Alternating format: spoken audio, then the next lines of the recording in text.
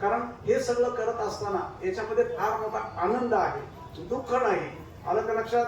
इथे कोणीच कुठल्या कामाला कोणी नाही म्हणणार नाही अशी मी गॅरंटी घेतो. आणि आजचा पहिला दिवस आमच्या राम महाराजांच्या मुखातून अमृतमय वाणीद्वारा अगदी मला माझी पहिली वेळ आहे आमच्या रामदासची कीर्तन ऐकण्याची पहिली वेळ.